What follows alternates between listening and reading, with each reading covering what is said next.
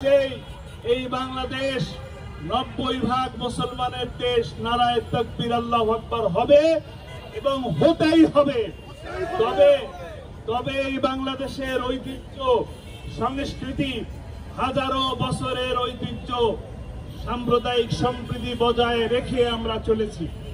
আমরা মাইনরিটি বলি না, আমরা খ্রিস্টানকে মাইনরিটি বলি না, আমরা হিন্দুকে মাইনরিটি বলি না, আমরা বলি আমরা সকলে বাংলাদেশী।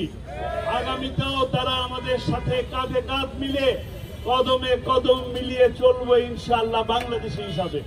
তারা অধিকারের আদায়ের আন্দোলন করার প্রয়োজন হবে না ইনশাআল্লাহ। সময় আসতেছে, আমরা একসাথে কাজ করব। এই দেশকে আমাদের মুরব্বীরা সোনার বাংলা গড়ার জন্য জীবন দিয়েছে।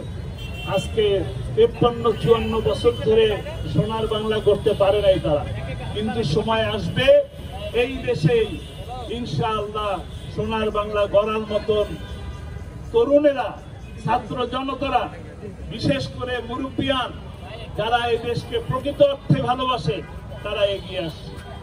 আর যারা স্বাধীনতার সপক্ষ শক্তির কথা বলতো আর রাজাকারের তকমা লাগাতো, তারা বাংলাদেশে থাকতে পারে নাই, থাকতে পারবে ওরা, থাকার কোনো সুযোগ নাই। আপনাদের মনে আছে আল্লামা সাঈদী বক্তব্যে বলেছিলেন, আমাদেরকে